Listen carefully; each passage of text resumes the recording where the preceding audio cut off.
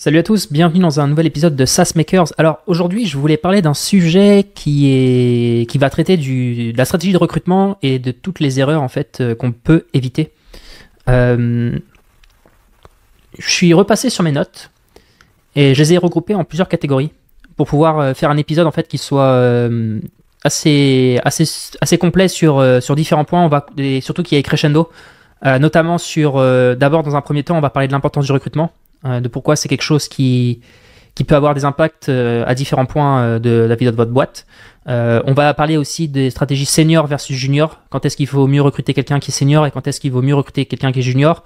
On va parler notamment d'entreprises et de SaaS qui ont fait le choix de l'un ou l'autre et qui se sont rendus compte des difficultés ou des problèmes que ça pouvait impliquer et qui referaient différemment.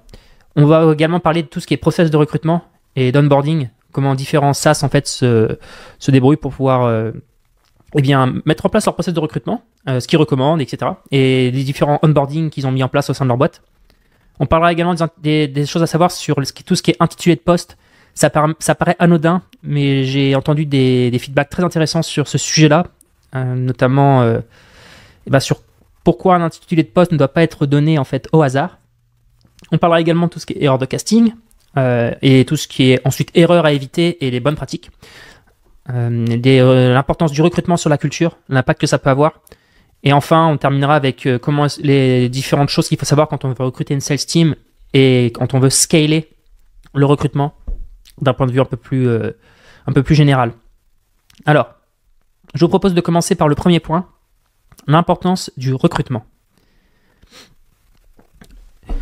Jérémy, quand il était à Spendesk, il a appris un truc super important. C'est que quand tu recrutes énormément, les 30 premiers recrutements, ils sont extrêmement clés. Et il faut recruter deux typologies de personnes, en fait. Des leaders, c'est-à-dire des gens capables de fédérer une équipe et d'inspirer les autres pour tacler des problèmes. Ou, de l'autre côté, des teachers, en fait.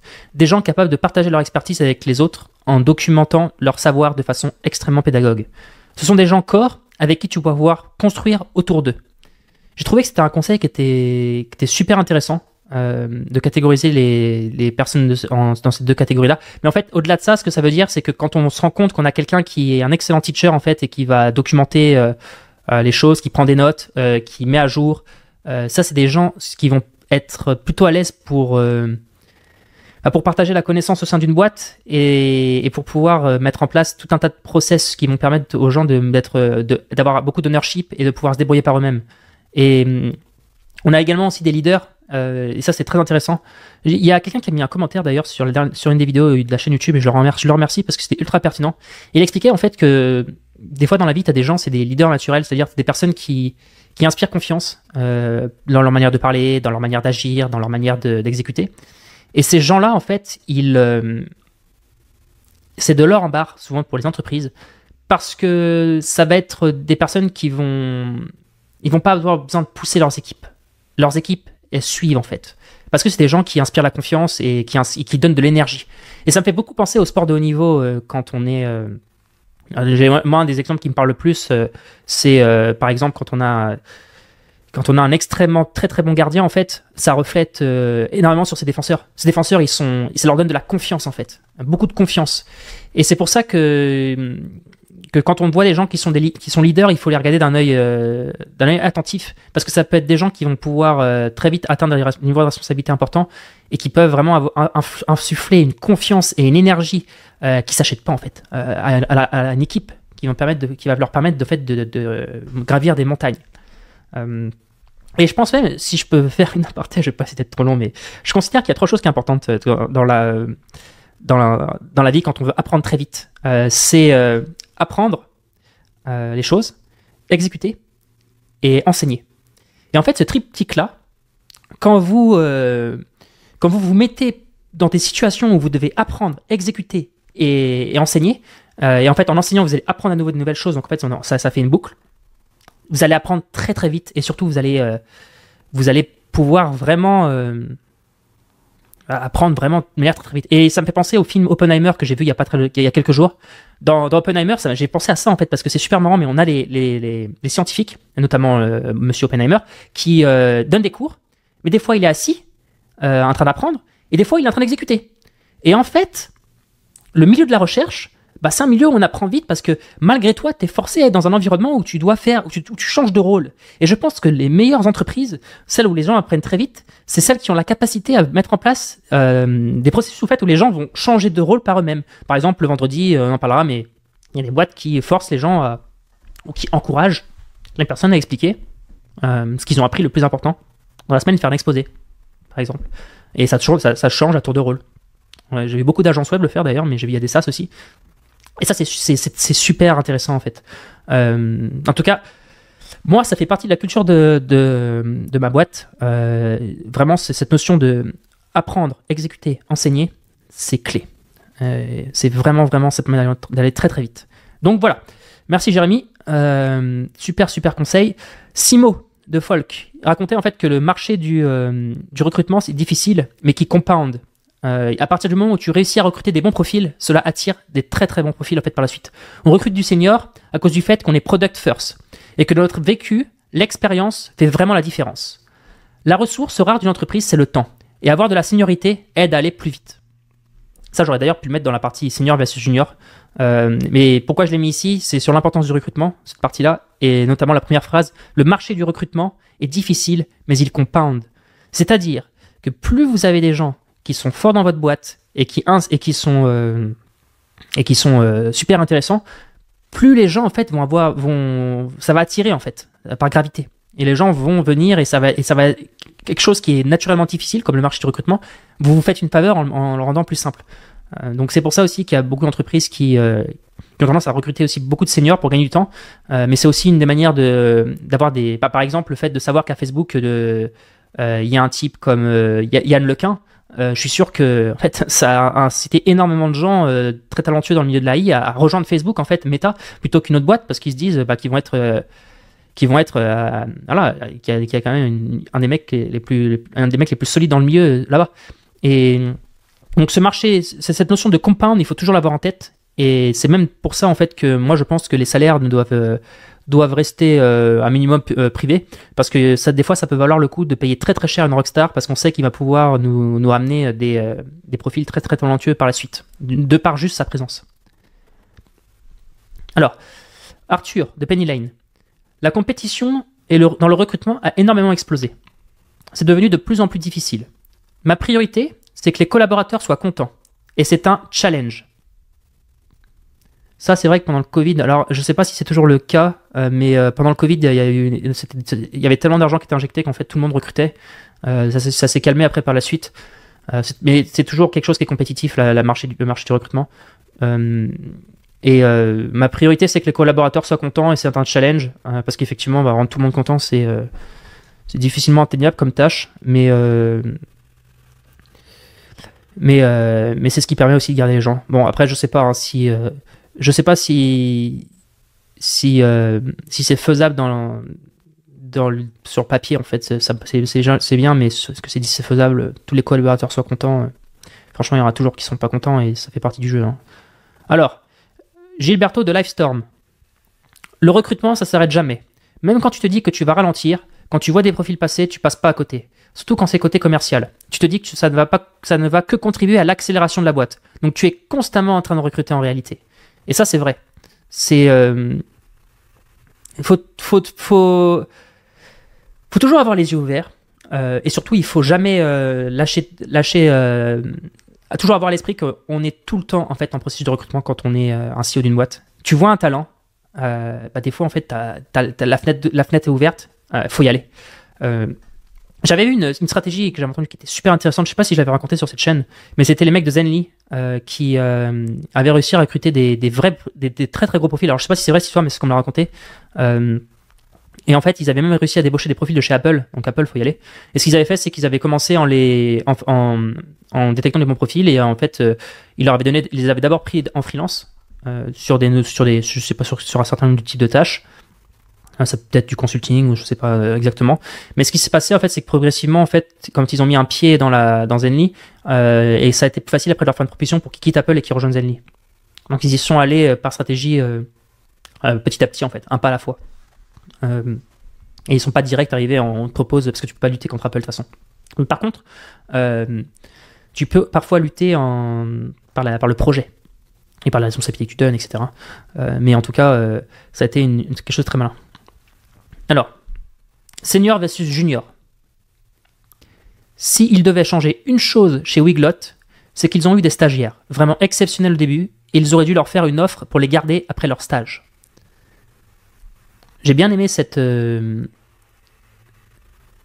remarque parce qu'en fait, on est tellement dans les tranchées des fois qu'on a tendance à complètement oublier. Et surtout quand c'est notre première fois, j'imagine que les stagiaires, c'était leur tout premier stagiaire, et ils se sont pas rendus compte qu'ils étaient super bons. Enfin, ils s'en sont rendus compte, mais en tout cas, visiblement, ils leur ont pas fait une offre après leur stage. Et ça, ils disaient que c'était quelque chose à refaire, et ils n'auraient pas fait comme ça. Et ça montre aussi l'importance des fois quand on donne sa chance aux juniors, il y en a qui nous déçoivent pas. Donc il faut le faire. Par contre, ça demande du management. Ça c'est clair. Et on va perdre un peu de temps. Former un junior, c'est pas un senior qui va permettre de pouvoir tout de suite, qui a déjà de l'expérience, qui a déjà été confronté à des problématiques similaires à celles dans lesquelles votre boîte se trouve. Et ça fait perdre du temps. Mais par contre, il y a des gens qui ont beaucoup beaucoup de talent. Et ces gens-là, en fait, quand tu les loques jeunes, c'est beaucoup mieux.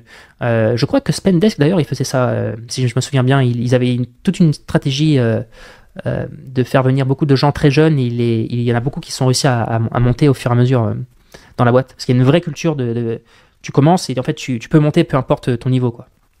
T'es basé sur tes actes. Léonie de Jeudi Merci. Le fait de recruter senior dès le début a permis de gagner du temps. Voilà.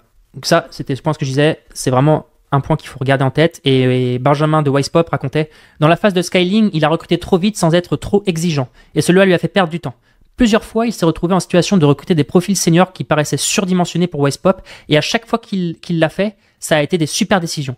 Il retient comme leçon qu'il aurait dû plutôt recruter des gens qui paraissaient surdimensionnés pour la boîte, parce que c'est ça qui te fait grandir énormément.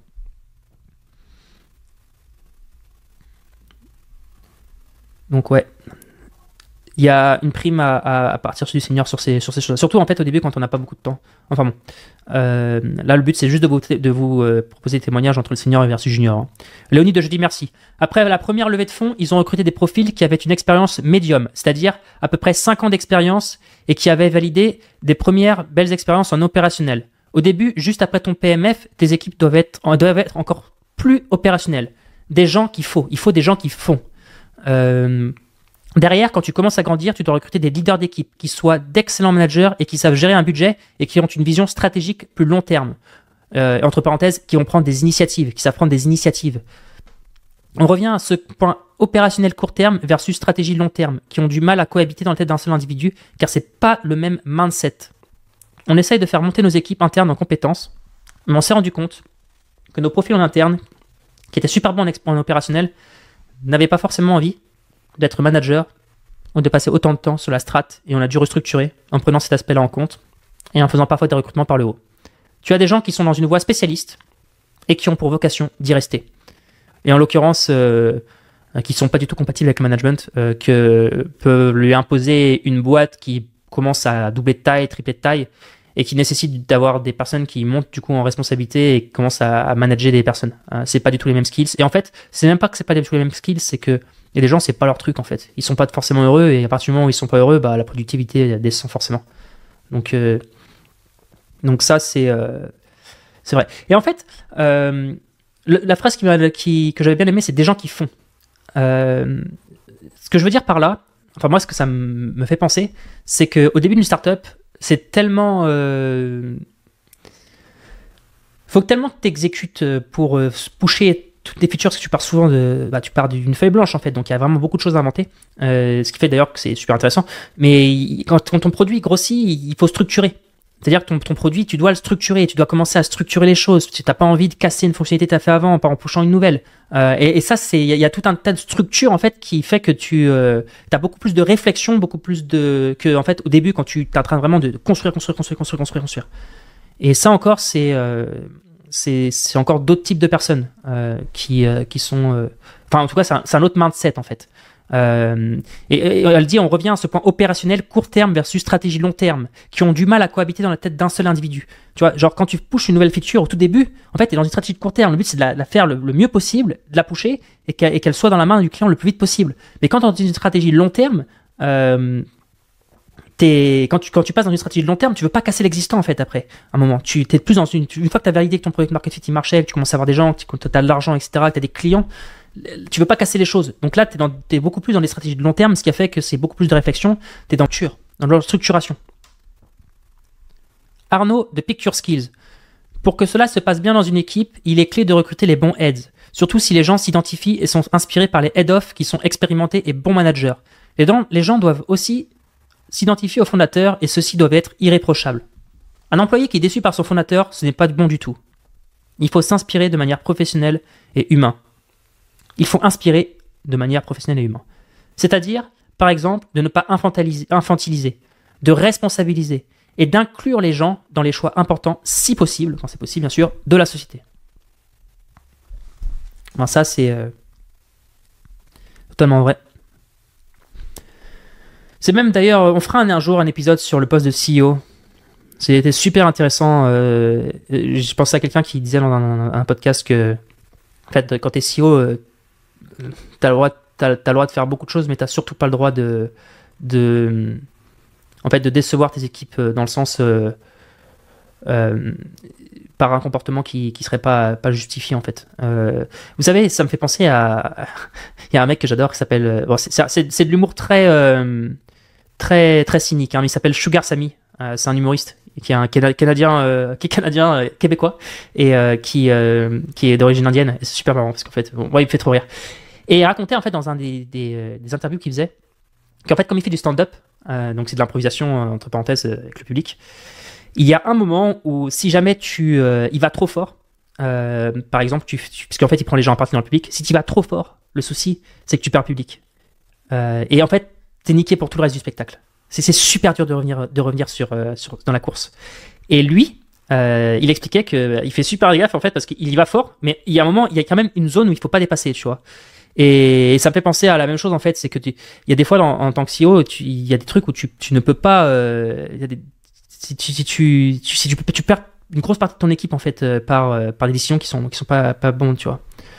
J'ai pas vraiment d'exemple, mais c'est voilà, il faut toujours inspirer et, le plus possible. Après tout le monde a des moments de faiblesse, etc., hein, mais il y a vraiment cette notion d'inspiration identification, je sais pas, mais ça aide quand même. Quand les gens s'identifient, c'est beaucoup plus fort. Et c'est même d'ailleurs une des choses que j'adore le plus quand je pose cette question-là aux gens, c'est quoi ton film préféré? Et très souvent, en fait, je m'amuse à essayer de comprendre si c'est pas identifié de manière très très profonde à l'un des personnages du film. Et ça m'arrive assez souvent de me rendre compte qu'il y a un personnage dans le film, souvent le héros principal ou même un personnage secondaire, la personne s'est très très fortement identifiée et ça fait que c'est son film préféré. Et en fait, quand un CEO il inspire, quand une équipe fondatrice il inspire, et surtout même, pas qu'un CEO ou une équipe fondatrice, hein, il le dit, hein, les bons heads, si les gens s'identifient et sont inspirés par les head-off, qui sont expérimentés pour managers, en fait ça va simplifier les choses. Donc il y a cette notion-là aussi qui est clé. Passons à l'étape suivante. Rodolphe Ardan de Spendesk. On manque d'expertise en Europe par rapport aux États-Unis de personnes qui ont vu une organisation passer de 200 à 1000 personnes en l'espace de 2 ans. C'est une phrase qu'il avait dit à peu près en 2020. Je ne sais pas si elle est toujours vraie, mais en tout cas, en Europe, effectivement, il y a moins de licornes, il y a moins de grosses boîtes qui scalent vite. Donc du coup, par rapport au marché États-Unis, quand Spendesk s'est retrouvé à devoir passer de 200 000 personnes, ils ont recruté beaucoup de personnes qui étaient déjà passées par là et qui avaient déjà mis en place des processus parce que c'est tout de suite une autre organisation. Et les États-Unis. De cette manière-là, parce que sur le marché européen, ils avaient eu un peu de mal à trouver cette expérience et surtout cette expertise. Les personnes qui l'avaient déjà vécu. Donc ça, c'est toujours bon à garder en tête aussi dans les processus de recrutement que des fois, on est forcé d'aller chercher sur un marché en particulier des gens en priorité parce que c'est des personnes qui sont beaucoup plus... il y a beaucoup plus de personnes qui sont passées par là, quoi. Arnaud Lataille de Asso Connect. Il faut s'entourer des gens qui l'ont déjà fait et recruter des gens qui l'ont déjà fait. Ça revient exactement avec la phrase avec ce qui a été dit avant, de recruter plutôt des Américains à un moment quand tu as besoin de structurer des équipes ou de gens qui ont travaillé aux États-Unis en fait dans les boîtes américaines parce qu'il y a plus de personnes qui ils ont été plus confrontés à ces problématiques de 200 à 1000 et que c'est plus simple aussi de les trouver. Christopher Pasquier de Slide. Ils essayent de recruter essentiellement des seniors en développeurs car ils ont très peu de temps et d'énergie pour former des juniors. Ils leur en auraient demandé trop vite. Beaucoup trop et beaucoup trop vite. Ils croient qu'il y a des 10-time développeurs, 10x développeurs, parce qu'ils prennent des initiatives, parce qu'ils carent dans ce qu'ils font, etc. S'ils pouvaient, ils recrutaient encore plus seniors pour les premiers employés. Alors mon but, c'est pas de dénigrer les juniors, mais en tout cas, c'est d'être factuel et d'expliquer moi ce que j'ai entendu autour de moi. Effectivement, quand on recrute seniors, on va plus vite. Ils prennent beaucoup plus d'initiatives, ils comprennent mieux ce qui se passe derrière le rideau et ils débuguent plus vite. Il y a beaucoup de choses. Et malheureusement, ça me fait penser à une phrase dans le livre Hackers and Painters de Paul Graham. Il y a tout un paragraphe où il explique qu'il a vu des développeurs dans sa boîte quand il faisait son logiciel d'e-commerce là, pour générer des boutiques qui a été revendu à Yahoo. Lui, il a eu des développeurs dans sa boîte qu'il a vu de ses propres yeux. C'était incroyable en 3 jours, la valeur de création qu'ils créaient à la boîte, alors que d'autres personnes, en un mois, ils avaient créé même pas un quart de cette valeur-là, tu vois. Et les développeurs, ils sont effectivement inégaux sur ça. Et effectivement, alors des 10x développeurs, je sais pas si 10x c'est le bon chiffre, mais en tout cas, il y a des développeurs qui vont beaucoup mieux structurer les choses parce qu'ils carent, qui vont mieux penser leurs algorithmes, qui sont refactorés, qui sont packagés dans des packages. Et tout ça, quand le code base est grossi, bah, en fait, ça fait gagner tellement de temps. Tellement de temps. Vraiment sur ça, surtout qu'on va pas se mentir, le front, par exemple, le front-end, ça se complexifie énormément. Hein. Le front-end, ça se complexifie énormément, ça devient complexe. Donc, par rapport à avant, on est même des fois, pour faire les deux, hein, pour faire le back-end et le front-end, donc je me sens à la fois back-end et front-end, je trouve que le front-end, des fois, est bien plus compliqué que le back-end. Hein. On va pas se mentir. Il y a tellement de choses, ça bouge tellement plus vite, donc tu es tout le temps obligé de te renouveler sans cesse,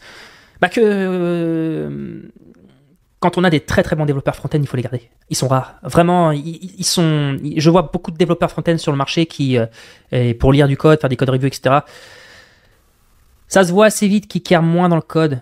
Et quand une personne passe un entretien d'embauche et que tu vois qu'il n'a pas care à son code, qu'il n'y a pas des commentaires aux bons endroits, que le code n'est pas structuré de manière bien comme il faut, s'il l'a pas fait bien à son premier entretien pour entrer dans une boîte, il n'y a pas de raison qu'il le fasse bien dans les semaines qui suivent. Et en général, ça fait un code base dégueulasse. Et puis voilà, et puis c'est pas du care. Donc effectivement, et surtout cette notion d'initiative, elle est beaucoup plus présente en fait dans les seniors. Je pense que c'est pour ça aussi que j'ai noté ce paragraphe-là, c'est que, mais quand on voit des juniors qui ont cet engouement, et d'ailleurs faut les inciter, je pense, à prendre l'initiative, à dire ce qu'ils pensent, à les impliquer dans les décisions de la boîte. D'ailleurs, c'est ce qu'il disait juste avant. Arnaud de Picture Skills, il faut les impliquer dans les choix de la boîte pour leur donner confiance et pour leur montrer que leur avis compte. Ça peut permettre de faire progresser encore plus vite les gens. Voilà donc la partie sur senior versus junior. On va passer maintenant à tout ce qui est process de recrutement et onboarding. Alors, Jérémy, il est contre les process en 8-10 étapes de recrutement. Ils étaient capables chez Spendesk de recruter quelqu'un en 1 semaine avec seulement 6 interviews. Les recruteurs passent leur vie à débriefer les candidats parce qu'ils ne savent pas ce qu'ils acceptent. Aujourd'hui, si tu es hyper clair sur 5 data points et que tu dois vérifier ces 5 data points, c'est yes or no. S'il y a un doute, il n'y a pas de doute. Et ça, alors j'ai pas l'expérience je pense qu'au début, effectivement, les processus de recrutement en 8-10 étapes, tout début de la boîte, genre avant les 20 premiers employés, je suis pas certain que ce soit se mettre dans les meilleures conditions. Il y a un moment, tu recrutes 2-3 fois les candidats, tu checkes 2-3 choses, et puis en plus, après ça dépend du type de poste bien sûr, parce qu'il y a des postes sur lesquels on peut vérifier le code du candidat assez vite, il suffit de regarder son GitHub, etc. Mais sur d'autres postes, ouais, marketing et tout, ça va être un peu plus long, il va falloir il va y avoir plusieurs étapes en plus. Mais effectivement, si tu es hyper clair sur 5 data points et que tu dois vérifier ces 5 data points, c'est oui ou non, tu vois. Et d'où l'importance de noter en fait qu'est-ce qu'on attend d'une personne, d'être extrêmement clair avec soi-même. Qu'est-ce que j'attends de cette personne-là, sur quoi il va travailler, et quelles sont les difficultés de ce poste, et à ce moment-là, qu'est-ce qu'on attend d'un candidat. Guillaume Moubesh de Lemlist. Tu peux pas contrôler l'outcome, mais tu peux contrôler l'output. C'est pour ça que la règle des 100 jours est intéressante. C'est un deal qu'il a avec tous ses employés. Je ne me souviens plus exactement ce qu'il racontait, mais en fait, je crois que ils avaient un deal avec 100 jours. Et au bout de 100 jours, ça permettait avec des objectifs à atteindre, j'imagine. Et ça permettait, au bout de 100 jours, de voir si le contrat avait été rempli et si ça valait le coup, effectivement, de continuer. Et d'ailleurs, partout, Thibaut Renouf. Faire attention au recrutement et à l'onboarding pour que lorsque l'on recrute beaucoup, cela ne crée pas un deuxième groupe avec une seconde culture. Alors, je ne sais pas exactement ce que ça fout là, ça devrait être dans le recrutement et la culture. Et le risque, c'est que quand tu commences à grossir énormément, tu peux avoir des silos qui se créent avec des personnes qui n'ont absolument pas les mêmes valeurs, qui comprennent absolument rien à pourquoi. Ce qu'on est en train de faire est important. Pourquoi la mission de la boîte, elle est importante. Qu'est-ce que la boîte est réellement en train d'essayer d'accomplir? Et ça peut faire des seconds noyaux et c'est des gens qui sont après difficiles à réintégrer derrière. En tout cas, c'est totalement pas un signe de bonne santé. Toi non, de Wallaxy. Il ne recrute jamais personne qui n'a jamais essayé le produit. Le but, c'est de déterminer si la personne est vraiment intéressée par ce qu'ils font ou si elle cherche juste un taf. J'avais bien aimé ce conseil. Effectivement, un candidat qui arrive et qui a même pas fait l'effort de créer un compte sur le service, je trouve que c'est de la négligence. Et en l'occurrence, c'est pas éliminatoire, je pense pas. Mais en tout cas, c'est un signe qui est plutôt négatif. Toi non, de Wallaxy. Donc il continue, il raconte le recrutement. Ils ont fait 2 choses importantes. Étudier le process de recrutement de personnes qui sont déjà passées par cette phrase. Donc notamment, il a parlé énormément avec le CEO de Comet. Et lire le bouquin Où, qui est un livre, à chaque fois, tout le monde en parle de ce livre-là, Où. Alors moi, je ne l'ai pas lu, mais d'ailleurs, c'est peut-être une bonne nouvelle. Ça serait peut-être une bonne idée de le lire et de faire un épisode dessus. Mais c'est le livre, en l'occurrence, que beaucoup de gens lisent dans le milieu du recrutement, des HR, etc., pour aider, en fait, son entreprise à recruter les bonnes personnes. Il sert beaucoup de boussole, ce livre. Alors, Rodolphe de Spendesk, il continue et il raconte « Quand tu grossis énormément, tu dois processer le recrutement. Tu peux plus le faire au gut feeling. Ça ne veut pas dire qu'il y aura plus d'erreurs, mais tu dois être vigilant sur les écarts d'alignement culturel. Tu peux rapidement avoir tout un plan de l'organisation qui perd la culture de l'entreprise. Et, pour revenir à ce qu'on disait avant, d'avoir une partie de l'entreprise qui n'a plus du tout la même culture et ça crée des silos. Et ça, c'est pas du tout bon. Je pense par exemple à une entreprise au début qui a une culture très hacker, très do-it-yourself, très... ils font les choses, ils prennent l'initiative, ils n'ont pas peur de casser, ils avancent. En fait, ça, progressivement, tu peux... Et cette notion-là, d'ailleurs, c'était le motto de Facebook, Go fast, break things. Je ne sais plus comment c'était exactement, mais c'était cette idée d'aller vite et de ne pas avoir peur de casser les choses et d'expérimenter vite, en fait. Ça, tu peux facilement, quand tu grossis... Et d'ailleurs, ça vient nuancer ce que disait Jérémy juste avant, c'est qu'au début, tu le fais au gut feeling, en fait. Tu n'as pas besoin d'avoir un processus qui est extrêmement rigoureux avec des milliers d'étapes quand tu recrutes tes 3 premiers employés. Il y a un moment, tu suis tes intuitions, et c'est ce que fait beaucoup Baptiste d'ailleurs à Crisp. Tous les candidats qu'il a recrutés au début, toutes les personnes, il les a fait beaucoup au gut feeling. Genre en parlant avec la personne et puis en essayant de cerner la personne. Je trouve qu'il est très bon sur cet exercice. Mais après, comme il dit Rodolphe, il y a un moment où quand ta boîte est grossie et qu'elle passe de 50 à 100, il y a un moment où tu peux plus le faire au gut feeling. En fait, tu es obligé de process le recrutement. Donc, et là, tu es peut-être obligé d'avoir des process en 8 étapes, par exemple. Parlons maintenant des intitulés de poste. J'ai noté 2 choses très intéressantes. Alors, c'était Léonie de Jeudi Merci qui racontait qu'il faut être très attentif aux intitulés de poste des employés pour ne pas créer de conflit. Alors, qu'est-ce qu'elle veut dire par là? Par exemple, quelqu'un qui est tout seul dans une équipe n'est pas forcément un head-off. Car si tu dois recruter un vrai head-off par la suite, il faudra communiquer et cela peut créer de la déception. Et ça, c'est ce qui lui est arrivé. Donc, en fait, l'intitulé des postes, il est important. C'est-à-dire que quand quelqu'un est tout seul dans une équipe, il peut, par juste absence d'autres personnes, se dire qu'il est head-off de la... Mais en fait, il n'a pas les skills pour être head-off. Et qu'est-ce qui se passe en fait quand on se rend compte qu'il n'a pas les skills?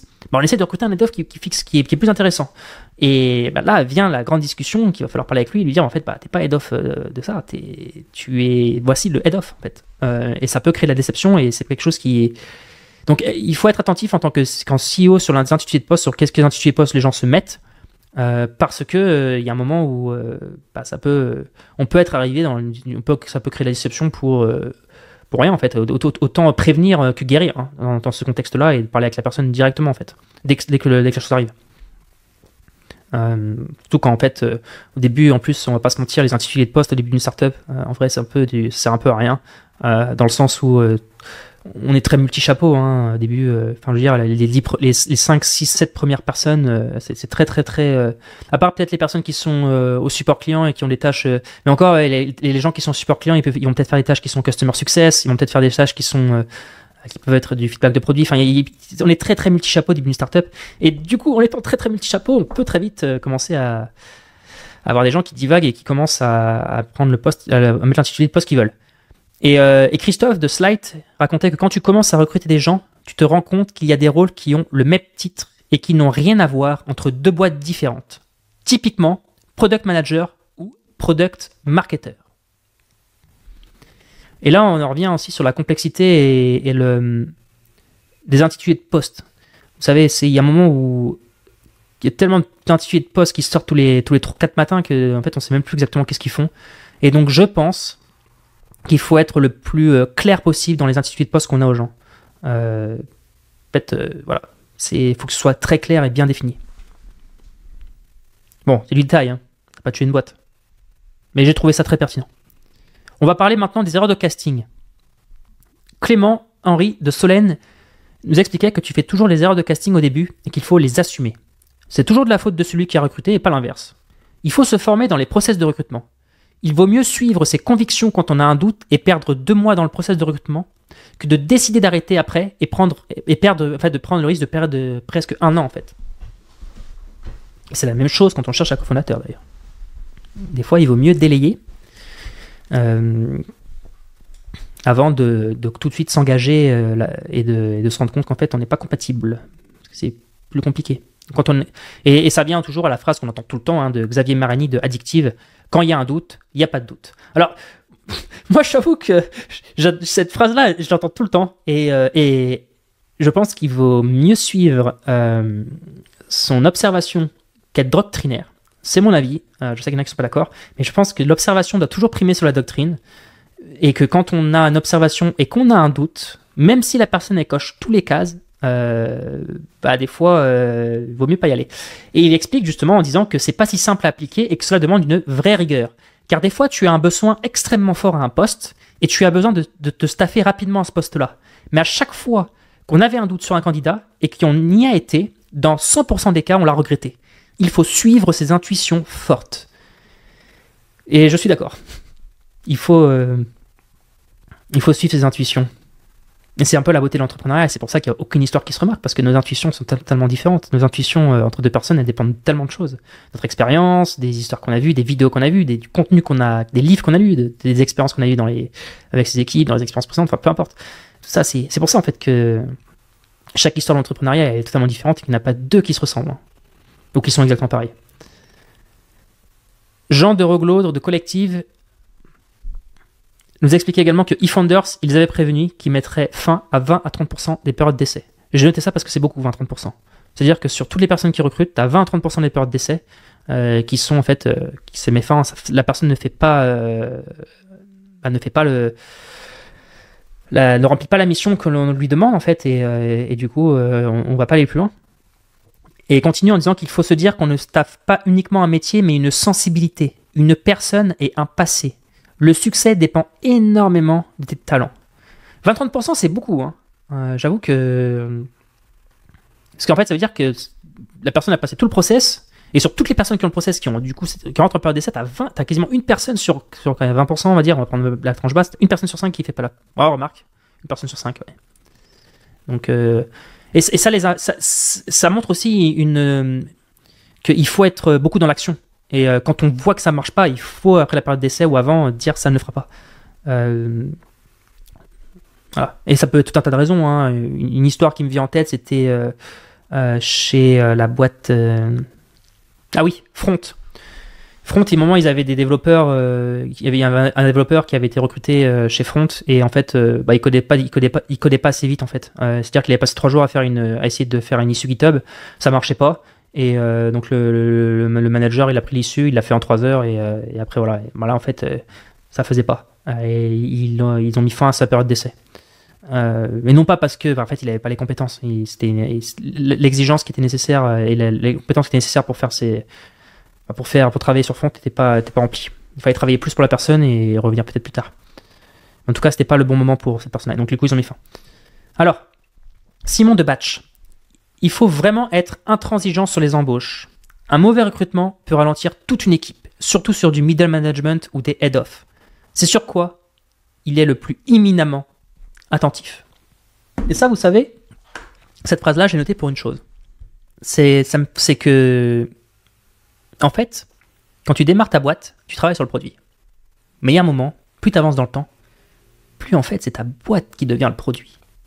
Et tu dois gérer tellement de trucs différents. Et en fait, le facteur humain, il devient extrêmement important.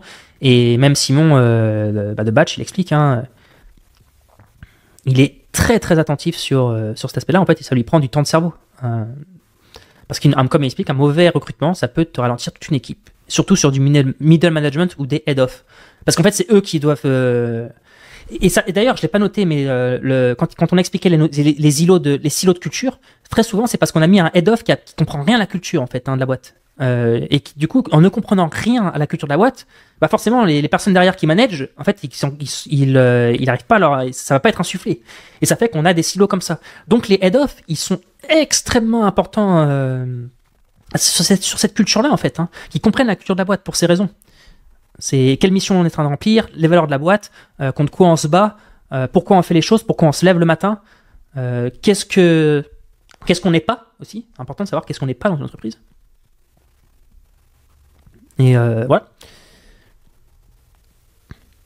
Les erreurs à éviter et les bonnes pratiques.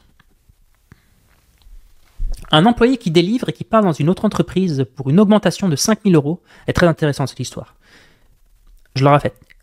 Un employé qui délivre et qui part dans une autre entreprise pour une augmentation de 5 000 € te coûte beaucoup plus en coût de recrutement pour le remplacer. Pourquoi il dit ça? Maxime, en fait, de Time, il lui est arrivé cette histoire-là. Ils en ont eu 2 qui sont partis pour cette raison. C'est pour ça qu'ils ont eu des discussions annuelles avec un formulaire. Alors, je vais recommencer. En fait, cette histoire, ce qui s'est passé à Time, c'est qu'il y avait 2 développeurs qui sont partis de Time, 2 développeurs qui faisaient leur travail en plus, pour notre boîte. Et le truc, c'est qu'en fait, ils sont partis de cette boîte-là. Après, il leur a posé la question, parce qu'en fait, la boîte qu'ils ont recrutée leur donnait un salaire, je sais pas, on va dire, il était à 55 et il leur donnait 60 000. Voilà, donc 5 000 € chacun de plus. En brut en plus. En fait, lui, il s'en est voulu parce qu'il s'est dit, mais s'ils nous auraient demandé, en fait, je les aurais passé à 60 000. C'était pas un souci, ça. Parce que le problème, là, c'est que maintenant, il va falloir que je trouve 2 personnes qui fassent le même taf que ces gens-là, parce qu'ils étaient sérieux, ils faisaient leur travail. Et puis moi, les 5 000, c'est de toute façon c'est ce que va me prendre le cabinet de recrutement au minimum. Donc, je suis complètement perdant dans cette histoire-là. Et donc, qu'est-ce qu'il a fait pour contrecarrer ça? Ils ont des discussions annuelles, donc avec un formulaire, pour que chaque employé puisse justifier une augmentation ou non. Ils ont aussi capé l'augmentation à 10% comme garde-fou, et les gens sont responsables car ils ont une moyenne de 6 à 7% environ de gens qui demandent une augmentation de salaire. En fait, ils demandent une augmentation de salaire de 6 à 7% par rapport à ce qu'ils ont. Et environ 1% des demandes, en fait, elles ont été retoquées. C'est-à-dire 1 sur 100, tu vois. Ils ne veulent pas aussi que les salaires soient publics, parce que le rapport à l'argent est un sujet très complexe, mais ça ne doit pas être tabou non plus. Et c'est cette notion-là aussi de tabou. C'est-à-dire qu'il y a un juste milieu à avoir, comme dans toute chose, et comme toute chose dans la vie, il y a un équilibre à trouver. Et cette notion de que ce ne soit pas tabou et que chaque année les gens puissent demander s'ils ont envie d'une augmentation de salaire, en fait, s'ils jugent qu'ils méritent une augmentation de salaire, qu'ils puissent le faire facilement. Et donc c'est pour ça qu'ils ont un formulaire et qu'ils ont des discussions annuelles qui sont spécialement adaptées dans l'entreprise pour ça, pour pouvoir parler, que ça vienne pas forcément des employés d'eux-mêmes. Et on voit aussi un autre point, c'est très intéressant son témoignage, c'est que les gens sont en général, ils sont modérés, en fait, ils sont justes, parce qu'il y a qu'1% qui sont retoqués. Et il capte quand même à 10%. Donc une personne à 60 000, il peut demander 66 000, quoi. Comme garde-fou. Après, il peut demander plus, mais en tout cas, je sais pas comment ils se débrouillent, mais faut que ce soit justifié. Et moi, je pense aussi clairement, même en faisant cet épisode, je viens de me rendre compte là, mais en fait, les salaires, les rendent publics. Alors les employés se parlent entre eux, on sait vite, on sait combien gagne une personne. Mais il y a un moment où quand tu veux faire venir une rockstar dans ta boîte, bah, des fois, tu es obligé de le payer beaucoup plus que, des fois le double, en fait, qu'une autre personne. Et, et ça, bah, en fait, avoir une stratégie à la Buffer où tous les salaires sont publics, je sais pas.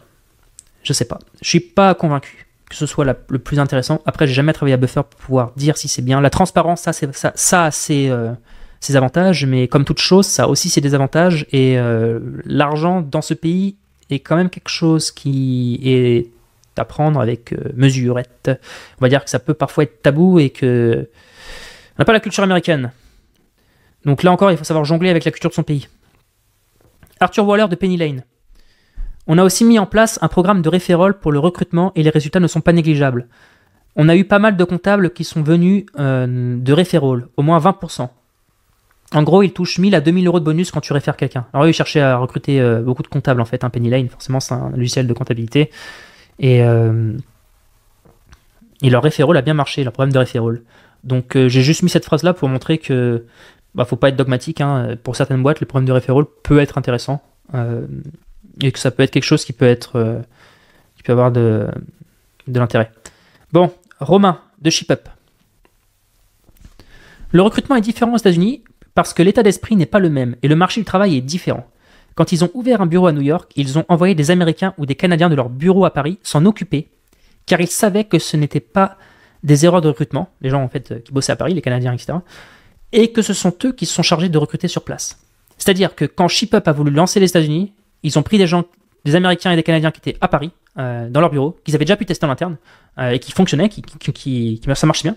Et c'est eux qui sont envoyés aux États-Unis. Ils n'ont pas été aux États-Unis en allant chercher des personnes pour éviter en fait de limiter le risque de mettre quelqu'un qui n'allait pas faire l'affaire, tu vois. Donc je trouvais ça très smart comme stratégie. Et Thibaut de partout, les candidats lisent les avis Glassdoor, surtout sur la partie inconvénients. Donc quand il y a un candidat qui part de votre entreprise et qu'il est satisfait parce qu'il veut suivre notre aventure ou j'en sais rien, coûte rien, il a demandé de mettre un avis Glassdoor. Ce sont des choses qui peuvent aider les candidats à poster leur candidature chez vous si ça peut peser dans la balance. Et Thibaut de partout donc continue, on va rentrer dans la partie recrutement et culture. J'ai déjà dit, hein, le problème quand tu recrutes beaucoup, c'est d'avoir plusieurs silos de culture. Et Mathias de Julaya, la culture fit est vraiment importante, c'est vraiment primordial.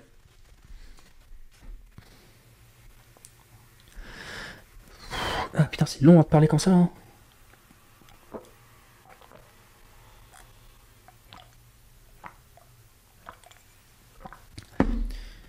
Et donc Mathias de Julaya, la culture fit est vraiment importante.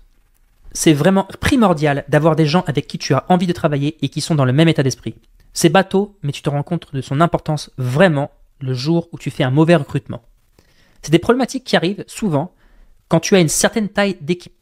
La dette culturelle elle est très insidieuse, car si tu as un mauvais recrutement dans les managers, tous ceux en dessous peuvent commencer à lui ressembler avec le temps et abîmer ta culture. On en revient à ce qu'on disait juste avant sur les silos de culture. Et il explique, hein, c'est bien aussi beaucoup sur les managers, parce qu'attention, ils peuvent les gens en fait qu'il a pour manager peuvent finir par lui ressembler, alors cette personne elle ressemble pas du tout à la culture en fait de la boîte. Donc c'est très insidieux et on s'en rend compte souvent un peu tard. Et c'est pour ça que visiblement à Batch, Simon il est très attentif à ça en fait, pour éviter pour vite rectifier le tir quand il se rend compte d'une anomalie. On va maintenant atterrir sur une partie concernant la sales team. J'ai mis ça un peu à part, mais c'était Gilles de Livestorm. Il faut être conscient que créer et scaler une équipe de sales coûte cher et implique de l'humain. Donc c'est difficile. C'est pour ça qu'ils avaient privilégié les channels inbound au début. Une sales team, ça coûte cher à mettre en place, effectivement. D'ailleurs, je vois beaucoup de gens qui partent à Barcelone pour ces raisons-là. En Espagne, il y a beaucoup de sales en Espagne et ils sont moins chers qu'en France. Et j'ai vu beaucoup de boîtes, et même d'ailleurs beaucoup d'agences de sales qui sont à Barcelone, où vous regarderez, ou même en Espagne, pour ces raisons-là. Les sales coûtent moins cher et il y a des très bons sales. Ouais. Mais en fait, même, je sais pas. J'ai le sentiment que ce qui coûte aussi très cher, c'est les développeurs. Hein. Un bon développeur, ça coûte cher. Donc, mais bon, un bon sales aussi coûte cher, mais Le problème du sales, l'avantage du sales, c'est et on en reviendra à une histoire super marrante après, c'est qu'il te rapporte du cash assez vite dans le court terme. Alors qu'un bon développeur, c'est souvent différé. Enfin, souvent différé, quoi. Paul Berlotti de Mojo. Avant de scale ta sales team, il faut trouver ton sales process et l'avoir documenté. Ah ouais. Trouver ton sales process. Une fois que tu as ton sales process, là, tu peux commencer à scaler ta sales team. Parce que tu sais où tu vas. Et vaut mieux avancer lentement dans la bonne direction qu'à toute vitesse dans la mauvaise. Xavier Mariani de Addictive, c'est l'histoire dont je parlais. Ils ont décidé de recruter 2 sales. Il ne restait que 13 000 euros sur le compte. Bon, que dalle, quoi. Je sais plus comment ils étaient, mais... Et l'un d'eux a signé 20 000 euros d'un coup extrêmement rapidement. Très vite, le chiffre d'affaires a grandi. Il est resté 13 000 cash sur le compte. Et ils ont pris 2 sales. Et les 2 sales, ils ont fait du super boulot. Et ils ont rempli les caisses. Et ça leur a permis de pouvoir avancer après derrière. Donc l'importance des sales aussi sur ça, en fait, quand on a une bonne pioche. D'où ce que disait Gilberto de Livestorm, qu'il faut être tout le temps en mode recrutement, en fait. Hein. Quand tu tombes sur un profil, l'impact peut être, sur le court terme, peut être très fort. Hein, surtout dans les sales. Thibaut de Partout.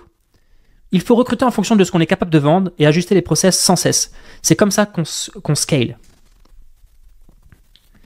Et ça nous fait une très bonne transition avec la dernière partie, et nous sommes presque à la fin. C'est donc scaler le recrutement. Bon, j'ai mis ça ici parce que ça allait nulle part ailleurs. Alors, Jean de Roglo autour de Collective, ils ont vraiment mis un point d'honneur à recruter leurs leads d'équipe, les managers, les head-off, etc. Et qu'ensuite, avec ces leads, ils ont fait des recrutements plus granulaires.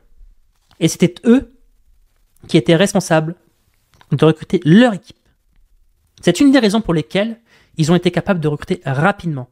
Et c'est une autre raison extrêmement importante d'avoir les bonnes personnes en head-off et qu'une personne qui ne fit pas au head-off parce que, en fait, je sais pas, elle a pris le mauvais intitulé de poste et en fait, au fur et à mesure, elle s'est mis head-off. Et en fait, le head-off, c'est très particulier parce que c'est pas la même chose, en fait. Hein. Là, comme il explique, il peut être dans une position où la boîte va scaler. Et du coup, les CEO, il ne peut pas être le point bloquant de la boîte, ou le CMO, qui vous voulez. Il y a un moment, le processus de recrutement et le choix de recrutement, il va être délégué en dessous. Et si ces personnes-là ne fitent pas, ils vont recruter des personnes qui ne vont pas fitter non plus, ou qui ne vont pas être les bons. Et donc là, ça devient très problématique, parce que là, il y a une vraie perte de cash, quoi. Donc, mettre un point d'honneur à recruter les leads d'équipe. Et des fois, à faire... à changer, à dire quand la personne ne peut pas être head-off et que ça va falloir qu'une autre personne le soit. On va terminer avec la dernière partie. Le dernier paragraphe. Luc Palavidino de YouSign. À un moment, il faut savoir dans une phase de scale et même avant recruter.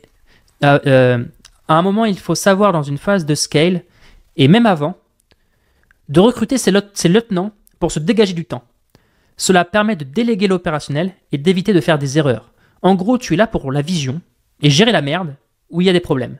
Le rôle d'un CEO, c'est d'être un pompier de service qui peut être amené à changer de casquette 150 000 fois dans la journée ou dans le mois. Et le fait d'avoir mis les bons lieutenants, ça permet à la fois de se dégager du temps, parce qu'on va moins intervenir sur une partie, une section de la boîte. Et surtout, en fait, on va même pas des fois avoir à intervenir sur le recrutement même des personnes qu'il va falloir recruter dans cette boîte-là. Enfin, dans ce département, je veux dire. Donc, voilà pour cette première, pour cet épisode sur les stratégies de recrutement et les erreurs à éviter. J'espère que ça vous aura donné pas mal de contexte. Ce que j'aime bien avec n'hésitez pas à me dire en commentaire d'ailleurs s'il vous plaît, parce que pour savoir si je continue à faire des vidéos comme ça avec beaucoup de points les uns et les autres, parce que je pense que ça peut faire un peu redondant, mais ce que j'aime bien de ces épisodes-là, c'est qu'on a vraiment des retours d'expérience très concrets de la part de personnes qui sont sur le terrain en fait. Et ça nous permet de voir les choses qu'ils ont bien fait, de voir les problématiques auxquelles ils ont été confrontés, ce qu'ils referaient mieux, les erreurs qu'ils ont pu faire. Et ça fait que c'est super marrant de voir des fois que ils ont eu les mêmes process, les mêmes problématiques et surtout comment ils les ont réglés des fois de manière totalement différente aussi. On le voit notamment beaucoup dans un épisode que j'avais fait juste avant sur l'internationalisation que je vous recommande. Et Et en tout cas, le recrutement, ça fait partie d'une vie d'une boîte. On est tout le temps en train de recruter. Et c'est un sujet ô combien important pour qu'on ne le traite pas sur cette chaîne-là. N'hésitez pas aussi à lire le bouquin Où, si vous ne l'avez pas lu et que vous êtes dans un processus de recrutement. Je pense que j'ai entendu parler de ce bouquin énormément de fois et je pense qu'il vaut la peine. Donc n'hésitez pas à le lire. Et puis je vous souhaite une agréable fin de semaine. N'hésitez pas à vous abonner si ça vous a plu et à bientôt.